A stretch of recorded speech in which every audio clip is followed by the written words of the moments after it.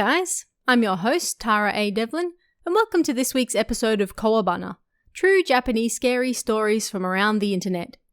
In case you missed the news, Kowabana Volume 9 is now available. If you're ready for another terrifying round of scares straight out of Japan, head over to Amazon and pick up your copy right now. We've got shrines, curses, ghosts, angry ancestors, abandoned buildings, terrifying schools, and much more, so don't miss out. This week, we're delving into some strange, baffling, but most of all terrifying encounters with the other side. It would seem that sometimes the other side has a message for us, although we may not always understand what exactly that message is. First up sees a group of construction workers take the afternoon off to avoid the crippling summer heat, but they stumble upon something they could never have imagined in the nearby forest. Something that makes them regret leaving the worksite. Why? Find out in Cemetery of Souls.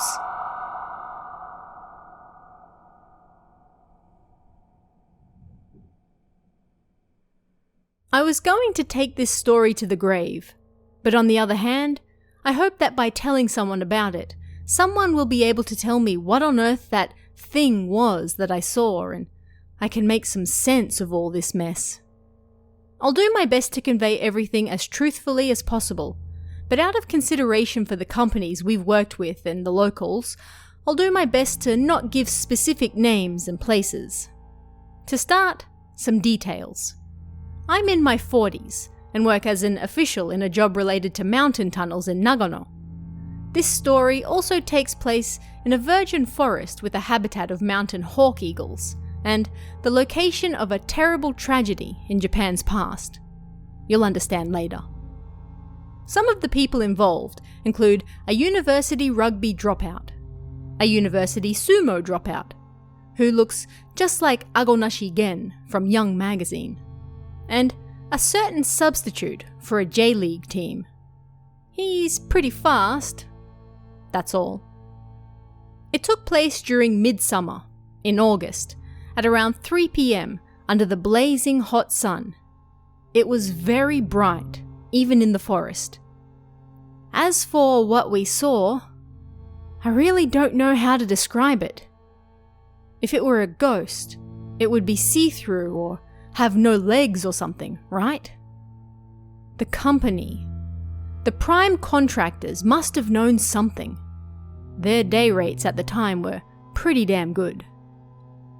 Looking back on things, I would say you should believe what the elderly have to say. Until I actually saw the thing myself, I was in Professor Otsuki's camp. There were 2 rituals. The first was to appease the mountain kami, and a Shinto priest would be called in to do it. The second was normally like a groundbreaking ritual or an iron-ribbed fan one, but because of the influence of that thing or its grudge or something, I don't know. Anyway, it wasn't normal and there was heavy machinery involved which injured somebody. Anyway, we did this 3 times. And the legend. It was an old fairy tale or maybe a true story. This type of story is common all over Japan. When it arrived here, I don't know. Anyway, that's enough of that for now. The day started with a rare morning meeting led by the joint venture's top foreman. Thank you all for your hard work in this heat, he said. The days will continue to be long, hot, and harsh, so please make sure you're getting enough to drink to avoid heat stroke as you carry out your work. Up until this point, it was like any old morning meeting. I have an announcement for you all. We received a report a few days ago from the Wild Bird Society of Japan that a hawk eagle nest has been discovered with eggs in it at the worksite. Because the noise from the explosions might cause the birds to abandon their eggs, today's work has been switched to heavy machinery maintenance and workshop inspections. Again? There had been an incident at another worksite where the sound of explosions frightened some cows so much that they stopped giving milk. I heard that it became a compensation problem or something. Ah, here we go again, I thought, and deviously started to think that it might be time for a little fun that day instead. Throughout the morning, I pretended to work seriously and inspected the machinery and worksite. Then I took a longer lunch break than usual. The big guys always looked the other way at times like this, and started to think about what I wanted to do that afternoon, because it sure was too hot to want to do any work.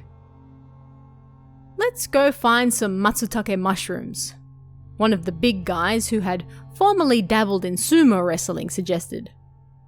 It was only the beginning of August, so there was no way any matsutake would be growing. Not to mention, it would be impossible for amateurs to find any. At best, we might find some poisonous mushrooms, and that was it. Without missing a beat, the guy who had once been a candidate for a J-League substitute but passed on the opportunity and ruined his life said, "Let's find some wild potatoes too." Of course, the rugby guy was also looking for a way to avoid working in this awful afternoon heat, so he stood up and immediately replied, "Let's go." Now, no matter how much the big guys might look away when we were taking a long lunch, there was no way I could write, "Gone looking for mushrooms and potatoes" in my work report for the day.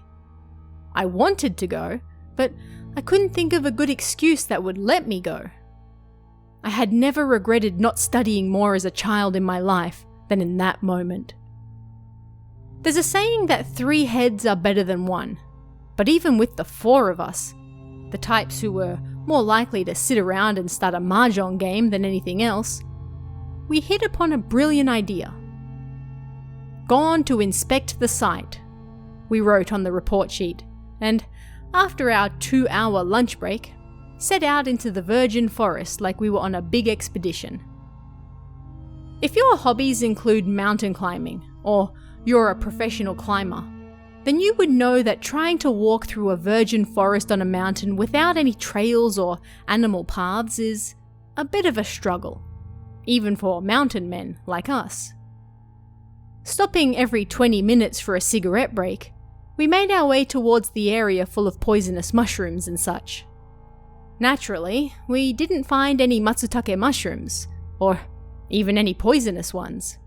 But we kept on going, heading further and further into the virgin forest. "Let's go a little further, and then if we don't find anything, let's go home," Sumo Boo said. I turned around and he was covered head to toe in sweat, as though he'd been drenched. "All right," we answered, and then we stopped for our 3rd cigarette break and a brief rest. I looked at my watch. It was just before 3 p.m.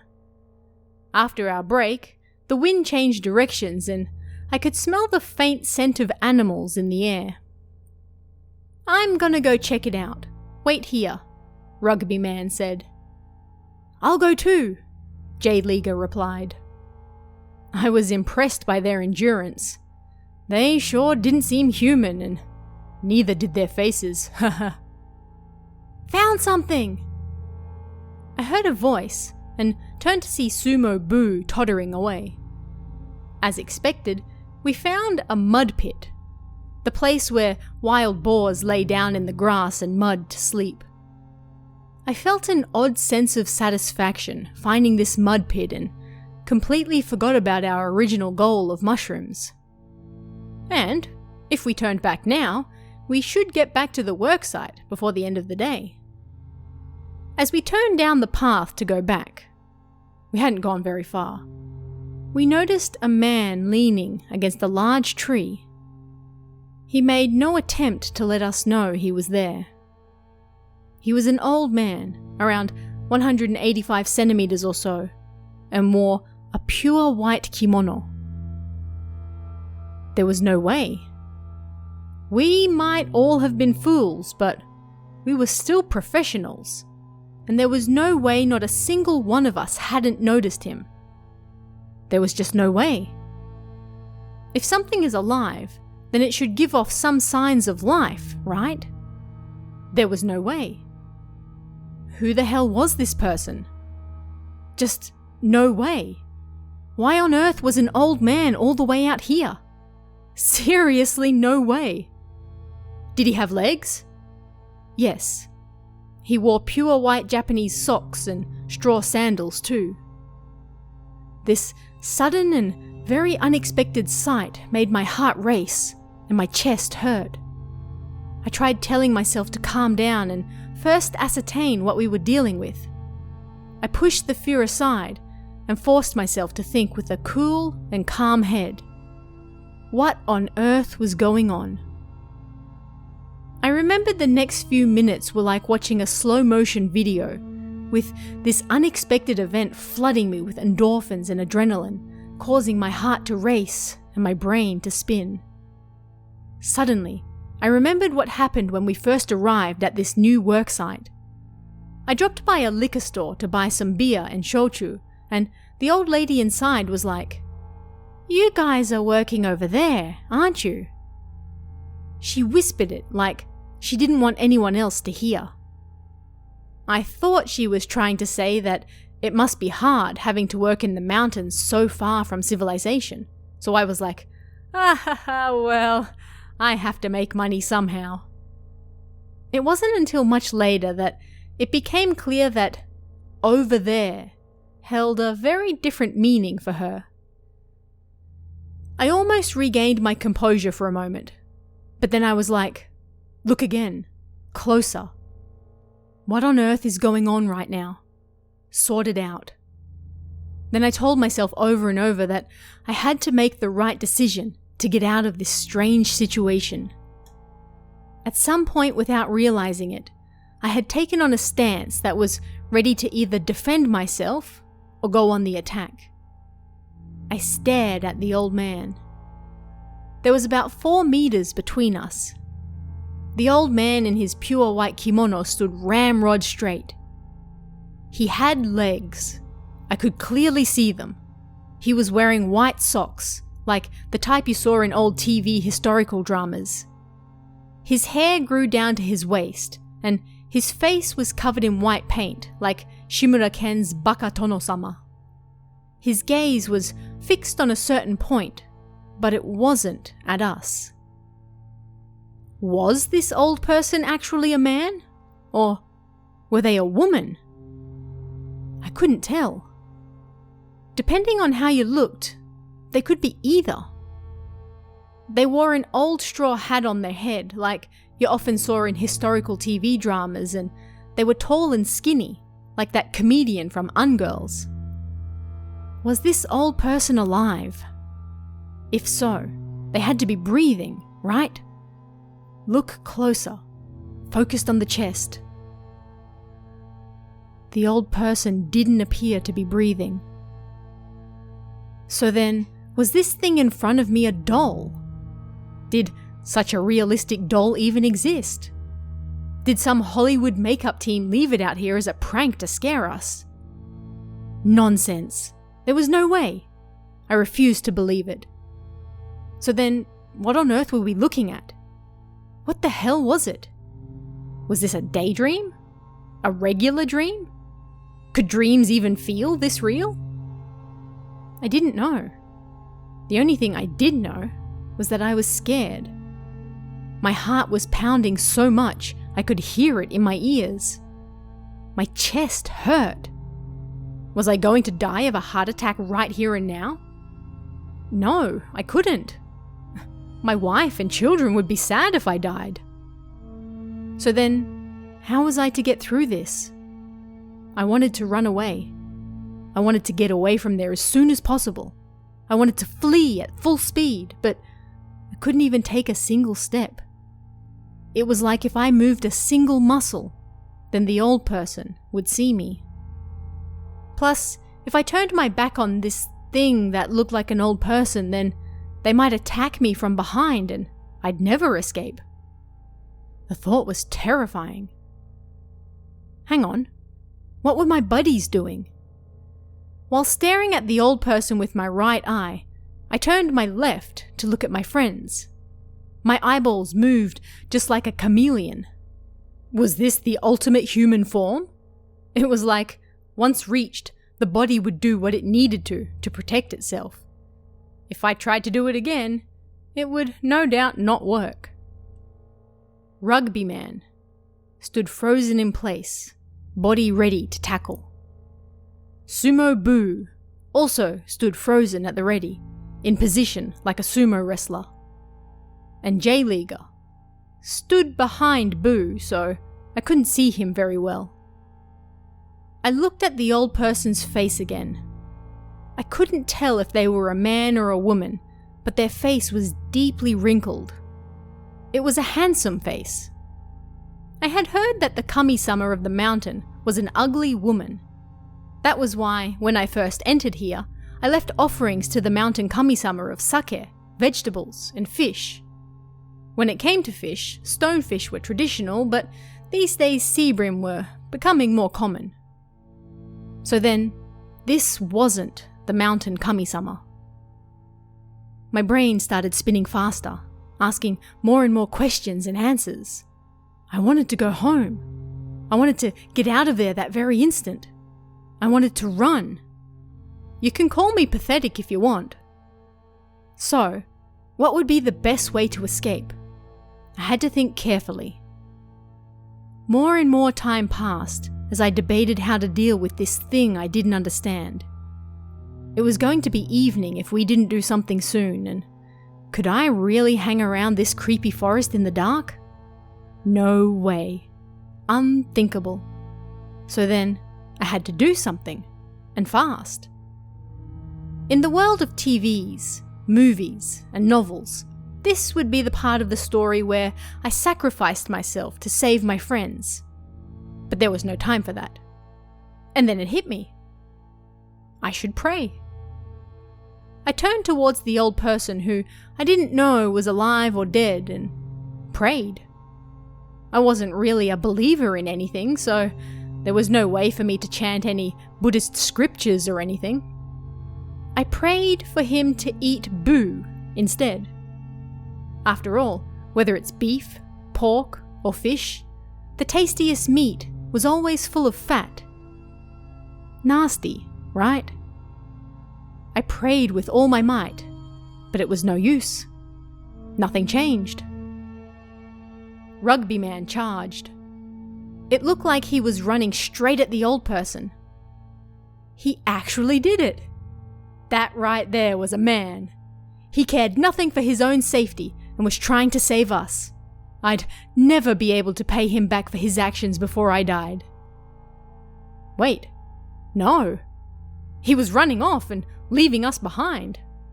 I had mistaken where he was running. He was running for the old person, sure, but that was also the shortest distance to get back to the worksite. I decided to think of it this way. While he took the shortest route back, he still intended to tackle the old person if anything happened. I had no right to blame him for anything. After all, I'd prayed for the old person to eat Boo instead of me. That old person didn't move. They just kept standing there. This was my chance. Now or never. Boo and I took off after Rugby Man at the same time, and somehow we managed to get back without incident. J-Leaguer, who was probably the last to leave, was the first to arrive back. He was seriously speedy. The four of us were safe. My body went stiff, perhaps due to the relief at getting back safely, and it took me quite a bit of time before I could finally take a cigarette out of my pocket for a smoke. Did you see that? Yeah, everyone answered at the same time. Was that a corpse? Someone hanging from the tree? No way. They would have rotted in this heat. Yeah, totally. Our conversation went something like that as we decided what to do next. There were some youngsters around from the contract manufacturer, and a short distance away in the office, some office ladies as well. There was also a boss, but we didn't know if he'd really believe that we saw a dead body in the mountains or not. I wasn't brave enough to go back and check with a camera. Not even if somebody paid me. The only person we could talk to was one of the older guys who was kinda like a boss to us. Once the day was over, we waited for the boss to be in a good mood before talking to him. He was happiest after bathing, eating, and drinking a few beers. I had learnt over the years that this was always the best time to talk to my superiors. Well, the thing is, we went to check out the penetration point today, and we found this mud pit. Yeah? Alright. Shall we set up a few boar traps, maybe? He replied in a way that sounded both joking and serious. No. I couldn't say the most important part of all. So, there was this old person in a white kimono there. The boss stopped drinking his beer and heard us out. Me too. I saw the same old person there. We even spoke. He didn't say any more than that. The man had been working for over 40 years, so naturally, he'd come across some strange things during his time. Alright, I get it. So, let's not talk about that anymore, alright? Okay, we all replied. And that was that. When we were neck deep in work, I could forget about that thing that looked like an old person. But the problem was when I was alone. I couldn't explain it. I just didn't get it. We used dynamite when creating tunnels in the area, and since we were using explosives, precautions were made to keep the public from getting into the area. If it had been a hunter we ran into out there, then maybe I'd understand. Hell, a bear or a boar would have been fine as well. I could have dealt with them with the small axe I had on hand. I thought about it. I didn't get it. I thought about it. I didn't get it. I made the decision to forget all about it. Pretend it never happened. I sealed it away in the corner of my mind. I started drinking more and stronger sake. Sometimes I'd remember it and then I'd get angry at myself. I asked one of the kids from the contract manufacturer's advance team if they knew anything about it. They did. Apparently, it was custom to bury the dead in this area until quite recently. But people are buried everywhere, I replied. But inside I was like, can't people just cremate bodies instead? What if they come back as a zombie? Women have sharp senses. Are you hiding something from me? My wife asked one day. I mean, I was hiding all sorts of stuff, but I just couldn't tell her about that old person I saw in the forest. I couldn't scare her like that. If I told her, then she would 100% tell the kids, and I couldn't get them involved in this either. Life continued as normal, and 3 years passed. I only ever thought about that old person on rare occasions, but when my father died, the events of that day flooded my memory like it was just yesterday. The death of my father, of course, had nothing to do with that old person. He died from sickness related to old age. All of the funeral arrangements were handled by a contractor. After the ceremony for washing the corpse, they dressed him in a pure white kimono with white Japanese socks. They also put white makeup on his face. At that moment, I finally realized something. The kimono I saw the old person wearing that time, it was their death costume.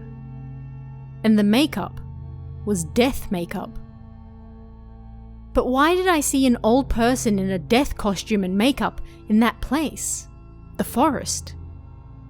I had no idea why they were there. I decided to look into it. It was finally time to put an end to my endless days of torment. I wanted an answer that I personally found acceptable. Even if that was just my interpretation of things and I had to force myself into an answer that fit. I typed in the words, Nagano Prefecture, bizarre, supernatural, and weird into my computer and looked for experiences that were similar to ours. I went through them all bit by bit so I could clear away the haze clouding my mind. That was when I came across an article titled Nagano Prefecture Legend. It was a legend about abandoning old people in the mountains. I read it and the related articles over and over and over again. Seemed there were experts who claimed this legend was actually real, while other experts claimed it was just a legend. I had no idea if it was true or not, but personally, I'd like to believe that it was something that actually happened. I borrowed a DVD of The Ballad of Narayama and watched it. My father had passed away and my mother was becoming more and more like a child. I think most of us in our 40s are probably facing these same problems now. I don't know if the legend of abandoning elderly people on mountains is true or not, but I've been thinking about what I would do if I lived in an area that did that sort of thing. It's hard to imagine that the food situation back then was as good as it is now. I think that because there was no food, they sacrificed themselves so that new lives could live. I'm sorry, that all got a bit heavy, didn't it?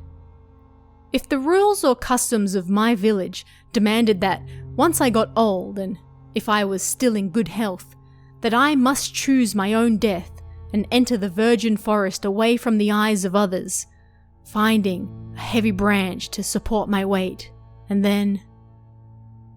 I can't ride anymore. I'm sorry. It was Obon season. We were probably the same age as that old person's children, and so they appeared just for a moment, perhaps in a wave of nostalgia, to see us. No, that's stupid. It was a hot summer day and we were exhausted by the heat. The wind must have blown a sheet away that got caught in the trees, and because we were suffering from heat stroke or something, it looked like something else. And maybe on top of that there was some gas coming out of the mountain that made us panic.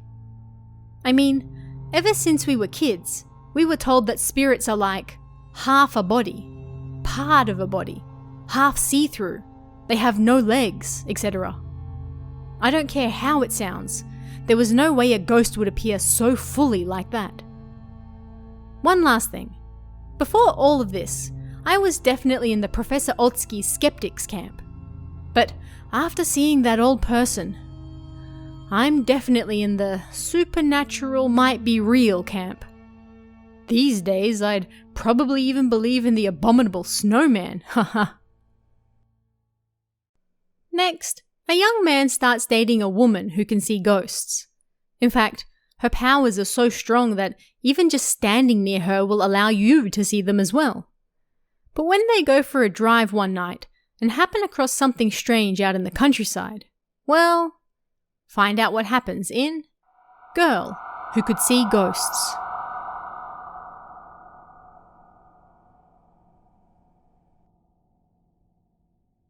I was in university at the time, and I fell in love with a girl.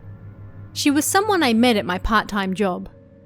I was friends with most of my colleagues, and we often went out together, and I discovered that she didn't have a boyfriend either. I was in the prime of my youth. But she could see ghosts. She revealed this to me during a pretty standard test of courage and scary story meeting we had one night. In her own words, I'm able to see ghosts. They look just like regular people going about their lives, but when they get too close, I get goosebumps all over my body, starting from the top of my head, and all the hairs on my body stand on end. That's how I know they're spirits.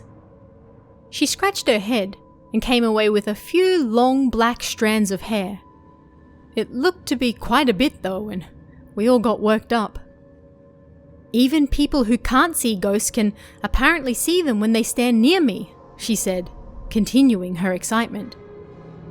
Everybody else got all worked up, although there were a few who looked even more afraid. If you tug on your own hair, then a few strands are bound to fall out. I can admire her acting skills now, but at the time, I honestly went pale. I'm not gonna lie, at the time I was a little turned off by it all. I mean, she was a pretty girl and didn't need to go to those lengths to draw people to her, and she was normally so bright and happy, so why? Why? I felt sad, like I'd been betrayed. Subjectively, I made things worse for myself for no good reason at all. How bittersweet. But it was the height of summer and the prime of my youth, and we humans at that stage are generally more concerned with what one looks like than what's on the inside. It wasn't long until I confessed how I felt about her, and thankfully, she liked me too. About 6 months passed, the seasons changed, and the two of us decided to take a small trip from Tokyo to Niigata.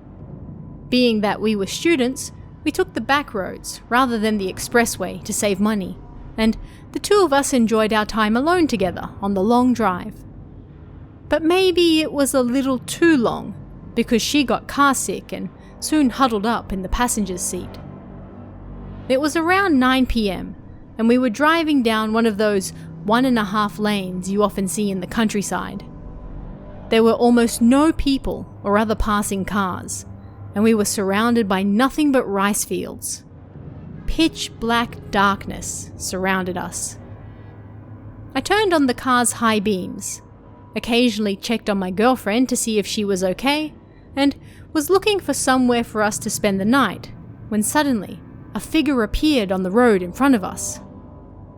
I immediately slowed down, and then another figure appeared, slowly following the other one across the road. And then another, and another. They formed a slow line, one after the other, crossing over the road. The car finally stopped right in front of them, and I waited for them to finish crossing. It was a strange sight. Everything was pitch black around us. The only lights I could vaguely see were from houses far in the distance. Looking closer, I could see a small farm road connected with the road we were on, and then continued on the other side. The figures were all walking in a line, slightly spaced apart, without any lights. At first, they seemed to be incredibly carefree. Maybe there was some sort of gathering by the farmhouses and they were all on their way home, I thought. Thinking it rude to keep shining my lights on them, I switched to the side lamps and waited quietly for them to finish crossing. But 20, then 30 people continued to emerge from the darkness, one after the other, and as I watched the line of them, I slowly grew more and more frightened. There was something wrong about it. Nothing about them matched. They wore different clothes, were of different ages. There were men and women, old and middle-aged, and even some young-looking people too. They appeared to emerge out of the darkness, cross the road in the car lights, and then melt back into the darkness on the other side. From left to right, slowly, person after person, in single file. And not a single one of them looked in our direction. The area was terribly quiet. The only thing I could hear was the low rumble of the car's engine as we waited. I couldn't hear any voices, nor even footsteps. But there, right in front of me, I could see a line of people crossing the road. My hands, gripping the steering wheel, were damp and sweaty. I turned to look at my girlfriend. Just like before, she was huddled with her knees pressed to her chest and facing the window, curled up and holding her head. Was she asleep? I could no longer move. I couldn't call out to her. I couldn't turn the car around. I couldn't honk the horn. I couldn't do a single thing. My body would not move. I just held my breath and watched the line of people passing before us. How much time passed, I wonder?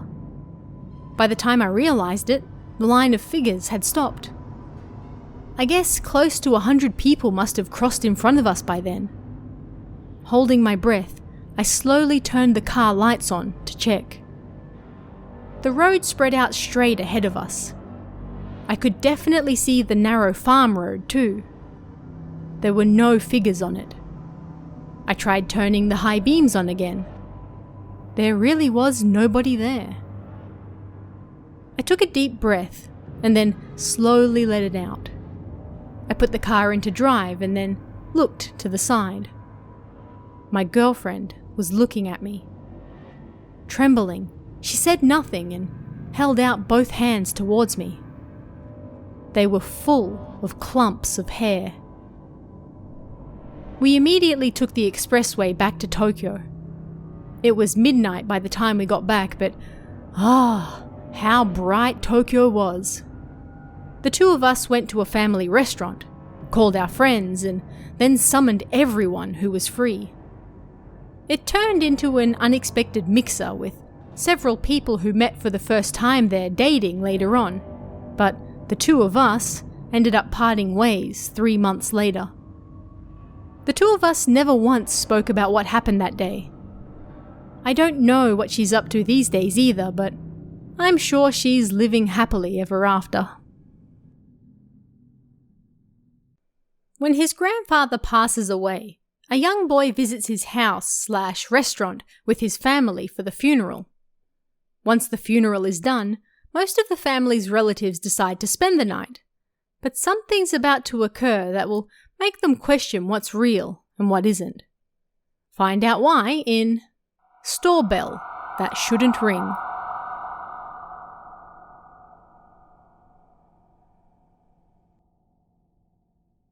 This happened to me when I was still just a kid, but it was so strange that even now I still haven't forgotten about it. My grandfather suddenly collapsed in his home one day and then passed away. He ran an izakaya pub in the first floor of his house, so the whole family gathered there and his funeral passed in a blur. The sun had already set by the time the funeral ended, and so a few relatives, our family included, decided to spend the night rather than making it a day trip. Being so young, I didn't really know what a funeral was, but I remember being really excited that I could spend the night at my grandfather's house with everyone. After everyone was done cleaning up, we all made our way to bed to sleep. I fell asleep before everyone else, but then a noise woke me up during the night. Bing pong! It was the same sound the door to my grandfather's izakaya made when you opened it. It was a distinctive and familiar sound, so it would let the family know when a customer had entered the store. Usually I'm a deep sleeper, and once I fall asleep, I'm gone until morning. Not even an alarm clock will wake me. But for some reason, I shot up wide awake at the sound. Everyone else woke up at the sound too. "Who could that be at this time?" my uncle said, and then he nervously went to check out the store. But the shutters were all down and the door was locked. There was nobody there. Everybody checked all over, but there was no way for anyone to get in, nor any signs anyone had come in. There was no reason the doorbell should have gone off. People started to wonder if maybe the wind had caused it, or maybe a small earthquake shook the door or something. But my grandmother said, "There's no way for the wind to set the doorbell off. It only rings when a person passes through. It won't ring if there's an earthquake either, and besides, did anyone feel an earthquake? No, and the door shaking won't make it ring anyway." She rattled the door and, naturally, the doorbell didn't ring. But for some reason, it had gone off. Nobody could figure out why. This was the only time the doorbell mysteriously went off, and even now it's still unclear why it did. It might have been my imagination, but everyone who was staying at the house heard it, and it woke them up. So it wasn't just me. And it couldn't have been something that every single person imagined either. The izakaya is still open, so I asked my grandmother if anything like that had ever happened again, and she said, "Nope, not even once." I don't believe in ghosts, but I think it was my grandfather who made the doorbell ring just that one time. I wonder if maybe ghosts are real after all then. Our last story for this week sees a young girl move into a new apartment complex with her family. The other families there treat them coldly, and there don't seem to be any other children either. But matters soon escalate, and it turns out their apartment has a terrifying history. Find out why in Bruise from the apartment complex.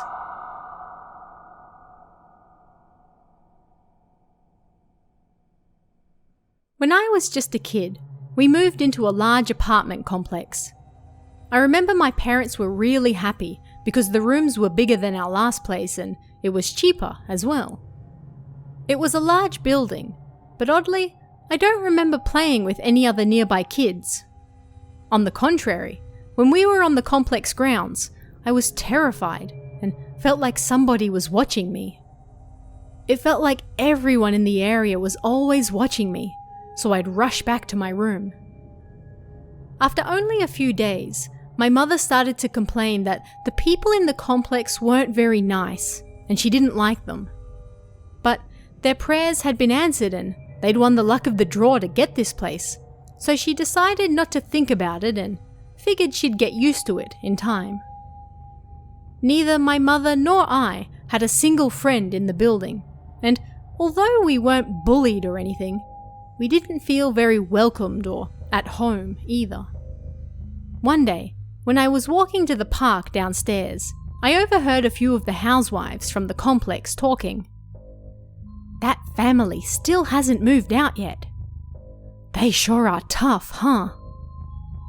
It seemed they were talking about us. I couldn't understand why they hated us so much.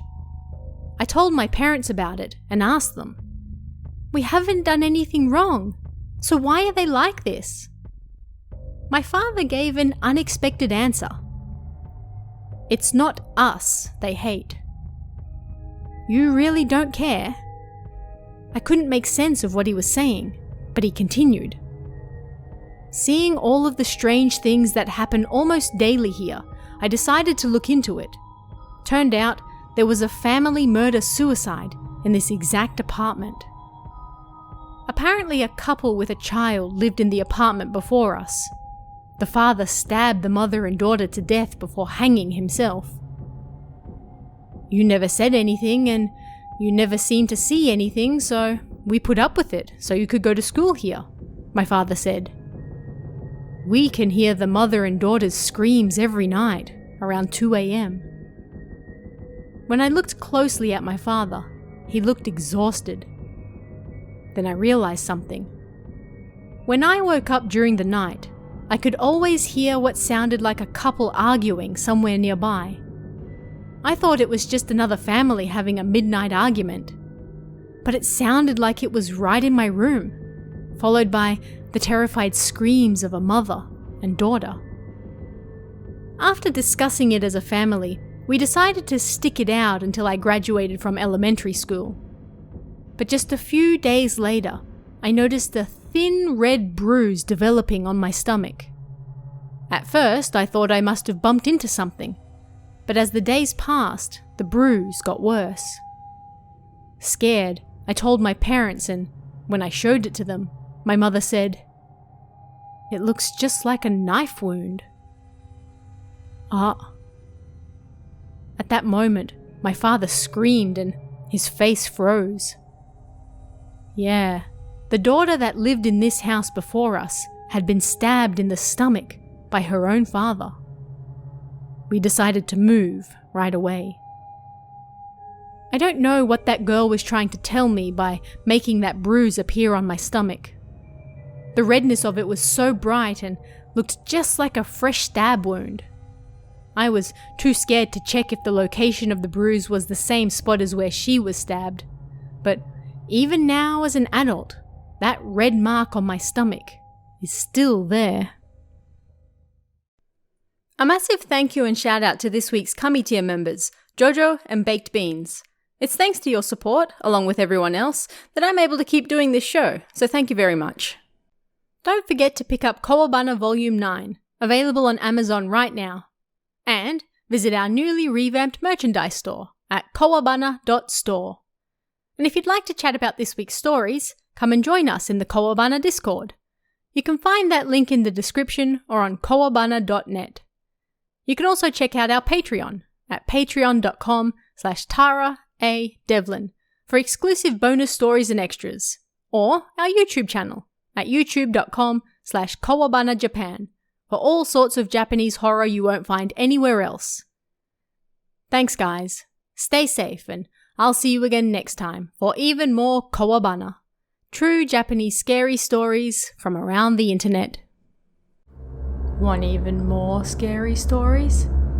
Head over to kowabana.net for new translations every week. You can also join our Patreon for exclusive stories you won't find anywhere else. Head over to kowabana.net now.